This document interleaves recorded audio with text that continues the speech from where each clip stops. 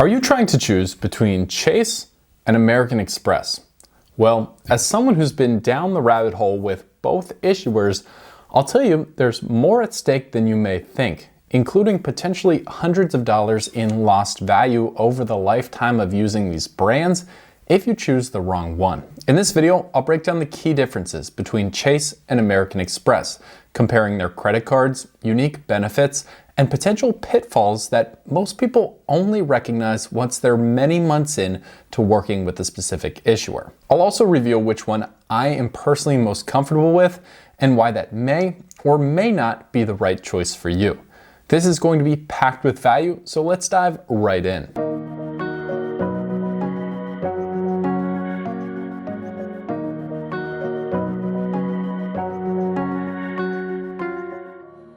My goal by the end of this video is to help you make a decision that you're confident in.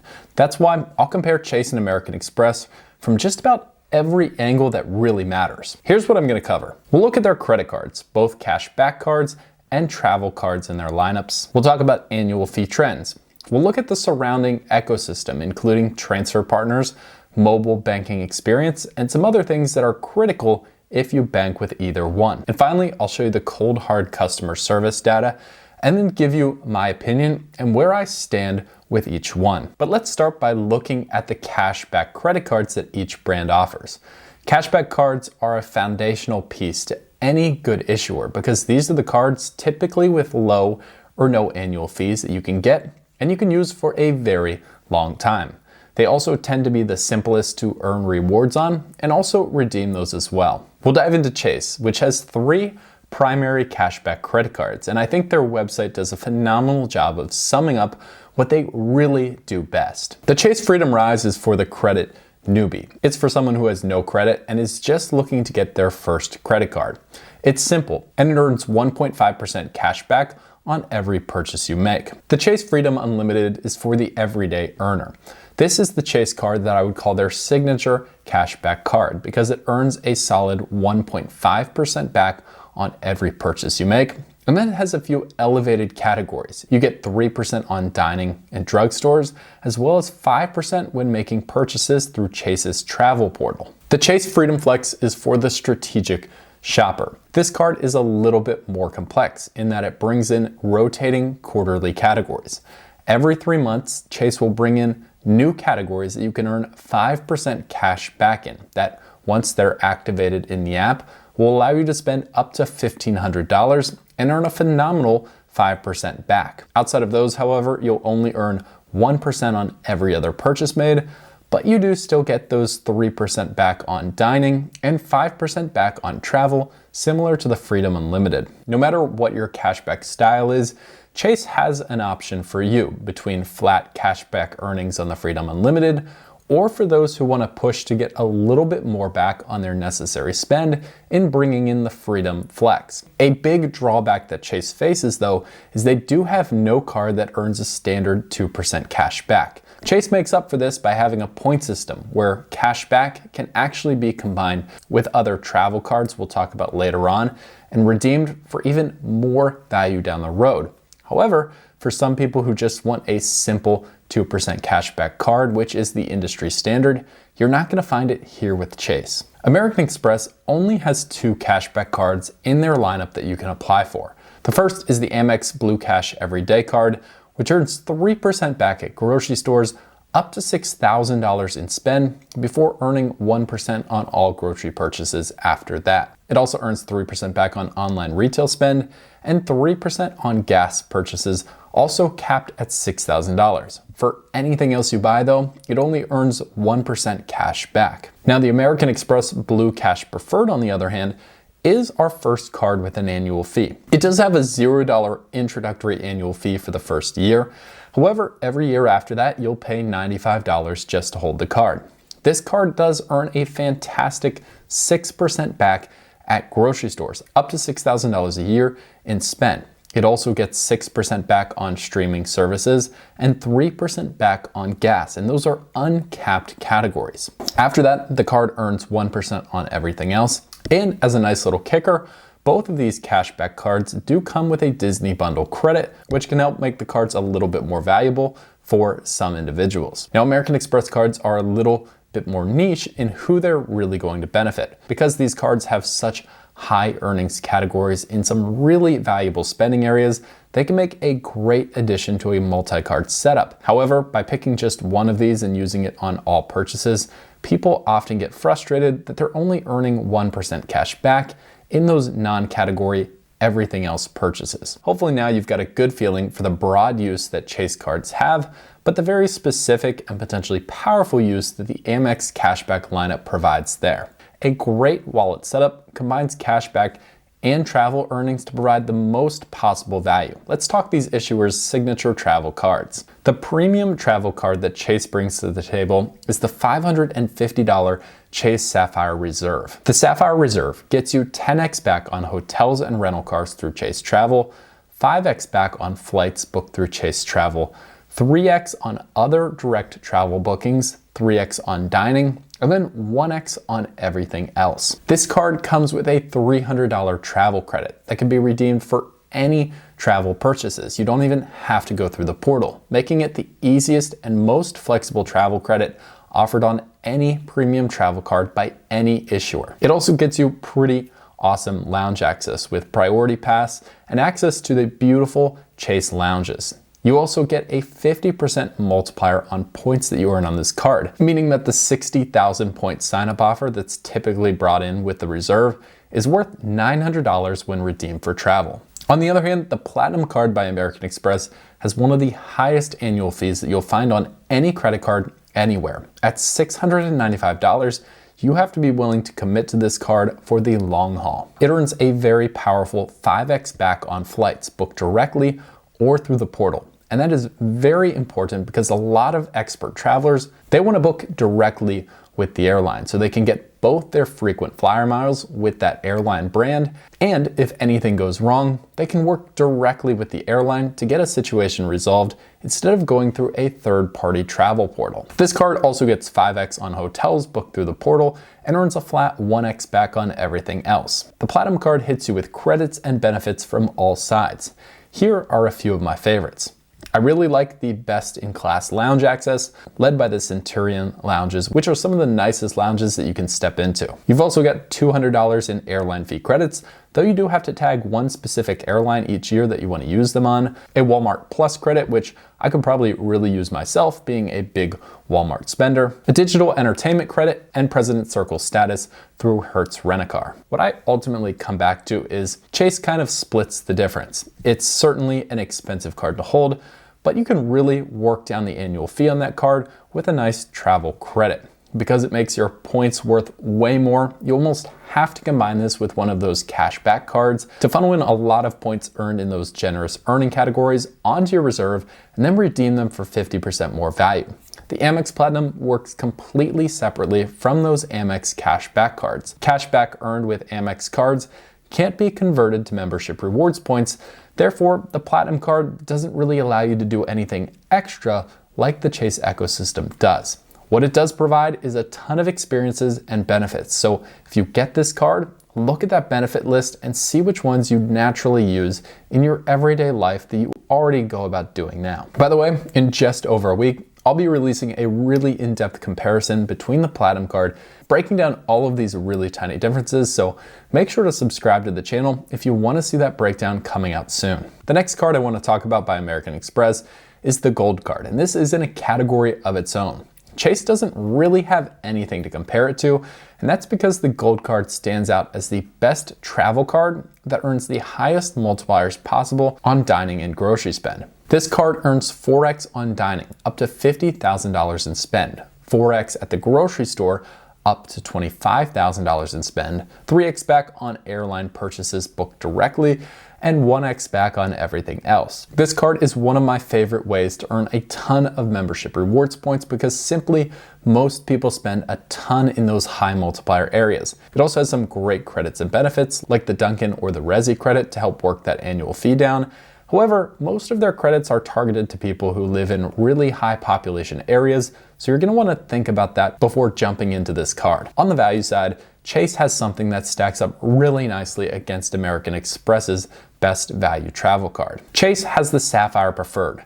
This card is like the little brother version of the Sapphire Reserve in that it only has a $95 annual fee, but is still a really good travel card. This card earns 5x back on travel when booked through Chase Travel, 3x back on dining and streaming services, 2x on other travel bookings booked directly, and 1x back on everything else. You get a $50 hotel booking credit, as well as a 25% multiplier when booking through Chase Travel. American Express, they do try to compete here too with the AmEx Green Card. This card has a $150 annual fee, and it earns 3x back on travel, transit, and dining before earning 1x back on everything else. It does have a $199 Clear Plus credit, but after that, not really too much else carrying the card along. If you're looking more on the budget travel side, the Sapphire Preferred is consistently rated as one of the best beginner travel cards because of a low annual fee, the valuable points that it allows you to redeem, and that hotel credit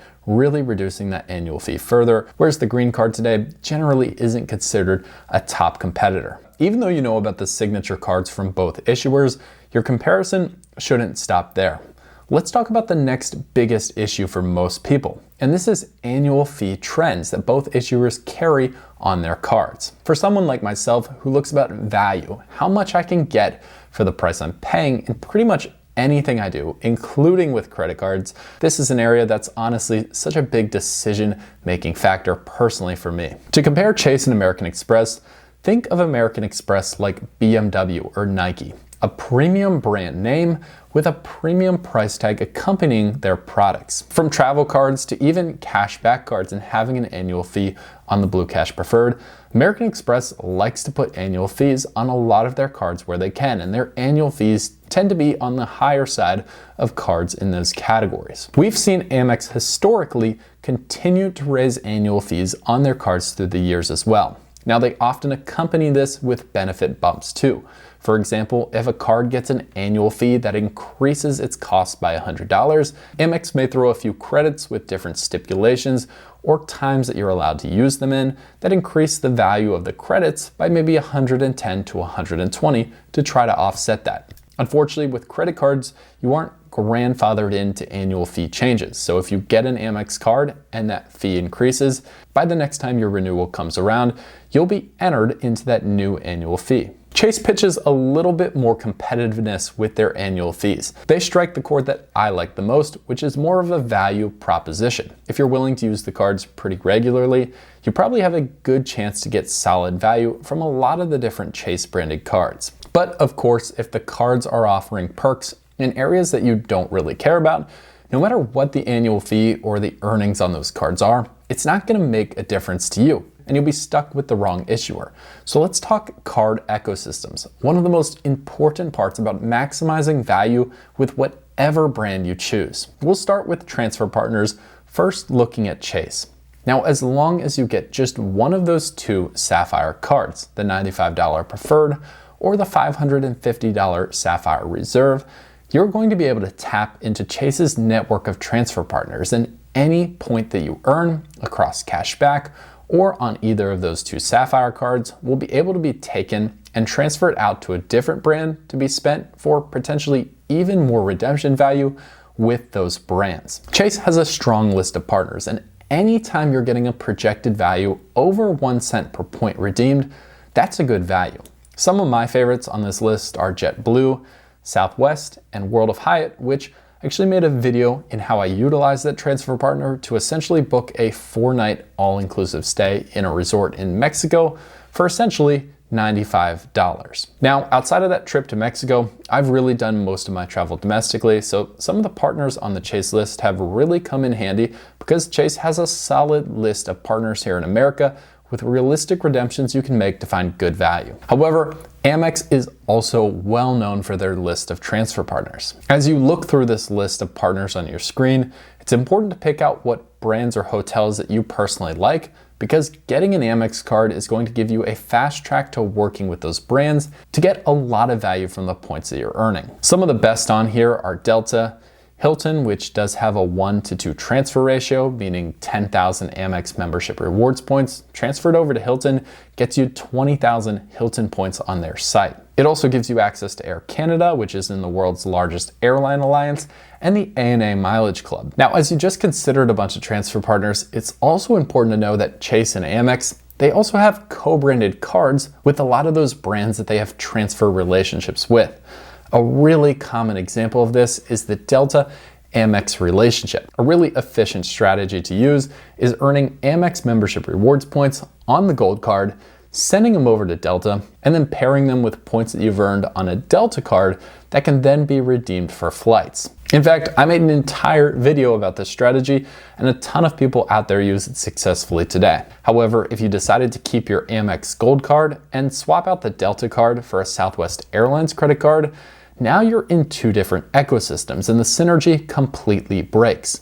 That's because Amex and Southwest, they've got no relationship. So you could be earning points through food and dining on your Gold card and then also earning points on flights with your Southwest Airlines card.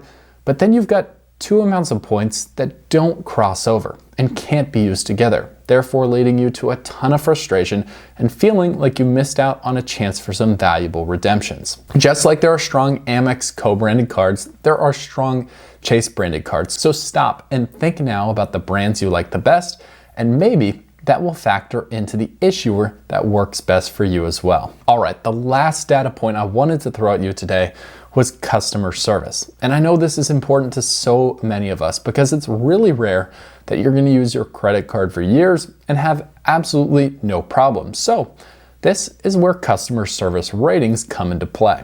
J.D. Power does a study each year where they compare the best of the best in all sorts of different types of brands. This is no different for credit card issuers. On the J.D. Power scale, American Express was rated the #1 issuer, earning a score of 634 out of 1,000 points. And this is the second year in a row they've placed #1.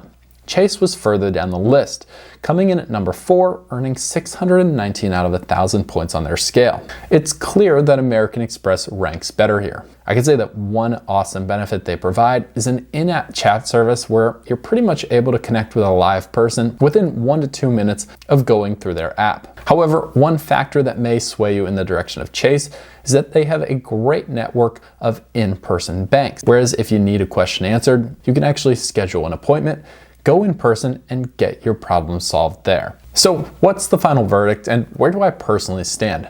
I never used a scoring system in this video like I have with some other comparisons I do on my channel, because I don't think it's really about assigning points to each category and then picking the issuer with the highest score. It truly depends a lot of here on the style that you want to travel with and the style that you want to use in your credit card earning strategy. I personally built up my credit card portfolio for the most part in the past 2 years. And Chase, because they're more value oriented, have less high annual fees, and have strong redemption options, has really matched my personal style, which is why I currently have 3 Chase cards that I rotate through in my wallet today. For American Express cards, they're absolutely going to be a part of my future wallet. However, I'm going to be patient and wait for when welcome offers are at the absolute highest so I can get the most value possible, because I know that some of these cards will have high annual fees. By the way, if that's something you want to do, subscribe to the bonus offer notification link down below in the description, because that will allow you to get flagged notifications when the cards that you want most are at their highest welcome offers. All that being said, I hope you found this comparison and breakdown helpful. If this was beneficial for you, make sure to like this video, and I'll see you for the next one.